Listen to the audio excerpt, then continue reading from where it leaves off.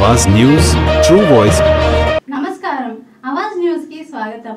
ఉమ్మడి జిల్లా ఎమ్మెల్సీగా కల్వకుంట్ల కవిత రాజీనామా చేసిన నేపథ్యంలో కొత్త అభ్యర్థి పేరుపై చర్చలు జోరందుకున్నాయి.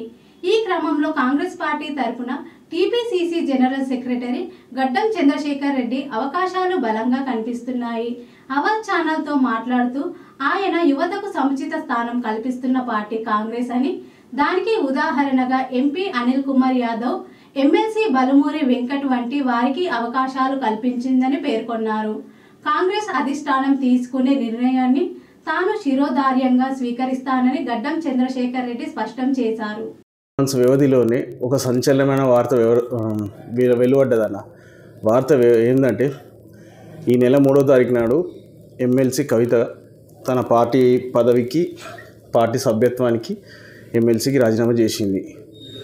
ఆ నేపథ్యంలో ఆవగించంత అదృష్టాన్ని నేను నమ్ముతున్నా 100%. దాంతోపాటు మీరు ఒక విషయం అన్నారు, యువ నాయకులు మీరు ఈ విధంగా ముందుకు పోతురంటే, ఈరోజు దేశం మొత్తం కూడా యువకుల వైపు చూస్తున్నది. రాహుల్ గాంధీ యొక్క నేతృత్వంలో రాహుల్ గాంధీ గారు కూడా కాంగ్రెస్ పార్టీలో యువరక్తం కావాలి, యువకులు ఉండాలనే ఆలోచనతో ఉన్నారు. ఇప్పుడు నా వయసు 41 సంవత్సరాలు.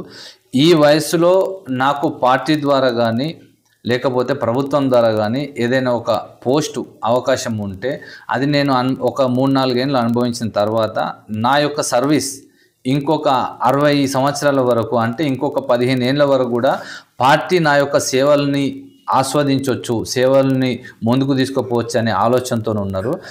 ఇదే మీరు ఒక 70-75 సంవత్సరాల వాళ్ళని తీసుకుంటే వాళ్ళకి ఏ అవకాశం ఇచ్చినా వాళ్ళు ఇంకొక 10 ఏళ్ళలో 15 ఏళ్ళలో పార్టీకి కానీ వ్యవస్థకు కానీ పనిచేసేటువంటి అవకాశం ఉండదు. ఎందుకంటే దానివల్ల వయసు పెరిగిపోతుంది, వయసు సహకరించేది, ఆరోగ్యం సహకరించేది, కుటుంబ సభ్యులు సహకరించారు. కాబట్టి ఆ నేపథ్యంలోనే కాంగ్రెస్ పార్టీ కూడా ఆలోచించింది ఏంటంటే, యువకులకు యువరక్తం ఉన్నోళ్లకు అవకాశం ఇవ్వాలని చెప్పేసి ఇప్పుడు మీరు చూడొచ్చు, బల్మూరి వెంకట్ గారికి ఎమ్మెల్సీ అవకాశం ఇచ్చారు. అదేవిధంగా అనిల్ గారికి కూడా ఎంపీగా రాజ్యసభగా అవకాశం ఇచ్చారు. వీళ్ళందరూ కూడా యువ నాయకులే. కాబట్టి ఈరోజు రాహుల్ గాంధీ గారు కూడా యువకులను ప్రోత్సహిస్తున్నారు, యువ నాయకత్వాన్ని కోరుకుంటున్నారు. ఈ నేపథ్యంలోనే పెద్దలు ఎవరైతే ఉన్నారో రాజకీయంగా మనకు వాళ్ళ యొక్క సలహాలు సూచనలు అవసరం ఉంటాయి. కాబట్టి వాళ్ళ యొక్క సలహాలు సూచనలు తీసుకుంటూ పార్టీ పరంగా ప్రభుత్వం పరంగా ముందుకు పోవాలనే ఆలోచనతోనే కాంగ్రెస్ పార్టీ ఉన్నది. అదే విషయం ఇందాక మీరు కూడా అడిగిన క్వశ్చన్ కూడా అదే ఉంది అన్న. మొత్తం 33 జిల్లాల మీరు చెప్పారు, బల్మూరి వెంకట్ యువ నాయకుడు, అనిల్ యాదవ్ గారు ఎంపీ, మొత్తం 33 జిల్లాలలో పెడితే వేల మీద లెక్క పెట్టచ్చు. జెట్ స్పీడ్తో నూరుకుతున్న వాళ్ళు ఆ ముగ్గురిట్లో మీరు ముగ్గురు అని మీరే చెప్పారు. అసలు ఆ వేగం ఏంది, ఆ దాటి ఏంది? ఏం లేదు, ఇది ఏదున్నా ప్రజలు సంక్షేమ పథకాలు ప్రభుత్వం ప్రజలకు తీసుకెళ్లడము, మేము కూడా ప్రజల్లో ఉండడము, ఇది మాకు మంచి ఒక అవకాశం ప్రజల వల్ల కలుగుతుంది. దీంతోపాటు మా చుట్టూ ఉన్న టీం కూడా ఎవరైతే మాతో ఉన్నటువంటి నాయకులు, కార్పొరేటర్లు కానీ, ఇంకా మండల స్థాయి నాయకులు కానీ, జిల్లా స్థాయి నాయకులు కానీ అందరూ కూడా యువ నాయకులు, యూత్తో పాటు మేము ఏదున్నా, మొన్న జరిగినటువంటి వరదల కావచ్చు, అంతకుముందు జరిగినటువంటి కొన్ని సందర్భాల్లో ఎమర్జెన్సీ సిచ్యువేషన్లు అన్నింటిలో అందుబాటులో ఉండడం అనేటువంటిది మాకు ఒక మంచి అవకాశంగా భావించి దాన్ని మేము సద్వినియోగం చేసుకుంటూ ముందుకు వెళ్తున్నాం. వరదలు అన్నారు మీరు, ఆ పాయింట్కి వస్తున్నా. వరదలు ఉన్నప్పుడు నేను కూడా కెమెరా పట్టుకొని ఉన్నా. ఆ రోజు మహేష్ అన్న మీతో పర్సనల్గా దగ్గర తీసుకొని మాట్లాడిండు. తర్వాత ఎలిఫ్యాడ్ దగ్గర పోయినప్పుడు రేవంత్ రెడ్డి దగ్గర తీసుకొని పోయిండు. అసలు ఏందన్న ఈ గడ్డం చంద్రశేఖర్ రెడ్డి అంటే? అదే చెప్పినా కదా, ఇప్పుడు యువకులకు అవకాశం ఇవ్వాలి, యువకులతోనే భవిష్యత్తు ఉన్న ఆలోచనతోనే యువకుల్ని ప్రోత్సహించడం అనేటువంటిది అది హైకమాండ్ కానీ మా లీడర్లు కానీ అదే ఆలోచనతో ఉన్నారు. మొన్న వరదలప్పుడు కూడా మేము సొంతంగా నేను మాతోటి ఉన్న కౌన్సిలర్లు పంపర్ శ్రీనివాస్ కానీ, ఇంకా సాయిబాబా, తాటి ప్రసాద్, రామేష్ అన్న, ఇట్లా మేమందరం కూడా ఒక 10-20 మంది టీం కలిసేసి ఒక 40-50 కిట్లను చేసేసి ఎక్కడెక్కడ వరద సాయం అవసరం ఉందో ప్రతి ఇంటికి కూడా ఒక 1500 నుంచి 2000 వరకు విలువగల నిత్యావసర వస్తువుల కిట్స్ కూడా వంచడం జరిగింది. ఆ రోజు వరదలు వచ్చే సమయంలో ఒక 2 అంబులెన్స్ల 4 అంబులెన్స్ల హైర్ చేసుకొని మాయంబడి తీసుకెళ్లడము, అవసరం ఉన్న వాళ్ళకి అంబులెన్స్ సర్వీస్ ఇవ్వడము, వాటర్ ట్యాంక్ సర్వీస్ ఇవ్వడము, ఈ విధంగా ఫుల్ టైం మేము లోకల్లో ఉంటాం కాబట్టి, స్థానికంగా ఉండే లీడర్లం కాబట్టి, స్థానికుల యొక్క అవసరాలు అవన్నీ మాకు అవగాహన ఉంటాయి. కాబట్టి అదే ఏదైతే వాళ్ళ అవసరాలు ఉన్నాయో వాళ్ళని తీర్చుకుంటూ ప్రజల్లో వండుకుంటూ ముందుకు పోతున్నాం. గడ్డం చంద్రశేఖర్ రెడ్డి కలవడం ఇది నేను 3వ సారి. ఫస్ట్ కలిసినప్పుడు వాటర్ సర్వీస్ చేసిండు, 2సారి కలిసినప్పుడు మొన్న ఫ్లోట్స్, థర్డ్ ఈరోజు నేను కలుస్తుంటే హిజ్రాలకు ఎవ్వరు కూడా దగ్గరికి చేయరు, కానీ వాళ్ళు నిరుపేదలు ఉంటారు అని చెప్పి నేను బయట చూసిన ఒక 100 మంది ఎంతనో ఉన్నారు హిజ్రాలు, వాళ్ళకు చీరల పంపిణీ. అసలు వాళ్ళు దగ్గర కూడా రానియారన్న. వాళ్ళని ఏంటంటే కేవలం వాడుకోవడం, ఎవరైనా ఇంట్లో పిల్లలు పుట్టిన ఎవరు ఉన్నా వాళ్ళ ఆశీర్వచనం కోసమే, తర్వాత తప్పితే మళ్ళీ కనీసం వాళ్ళని ఇంటికి అడుగు పెట్టనియారు, ఇంటి ముందుకు వస్తే ఎలగొట్టేస్తారు. అలాంటి ఇజ్రాయలకు ఇప్పుడు బయట వెయిట్ చేస్తారు. వాళ్ళకి మీరు చీరల పంపిణీ కార్యక్రమం పెట్టుకున్నారు.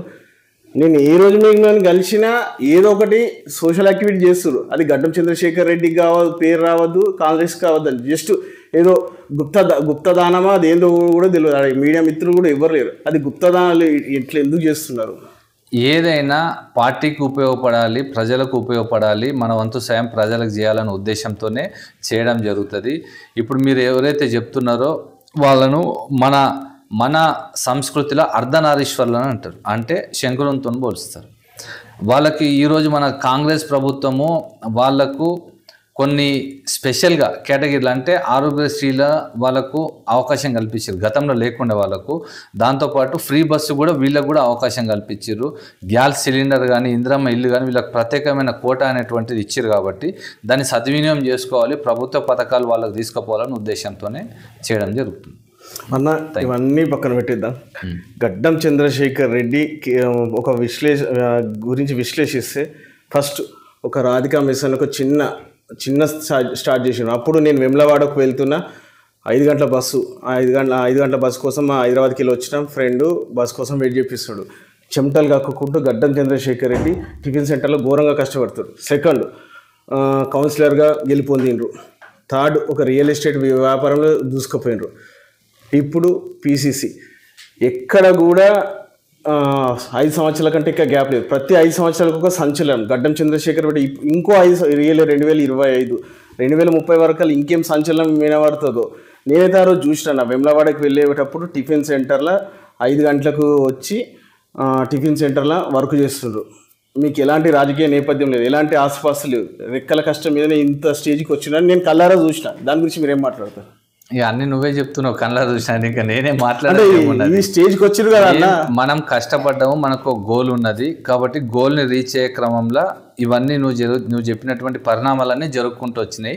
100% కరెక్టే. అవి స్టెప్ బై స్టెప్ చిన్న స్థాయి నుంచి ఒక్కొక్క స్థాయికి అంచెలంచెలు ఎదుర్కొంటూ పోతున్నాము. అది కూడా మన కష్టం, మన ఫలితమే. దాన్ని కూడా మనం 100% నమ్మి ముంగడికి పోతున్నాం. కాబట్టి మనకు విజన్, గోల్ అనేది ఉంది. కాబట్టి ప్రజలకు ఏదైనా చేయాలి, ప్రజలలో ఉండాలి.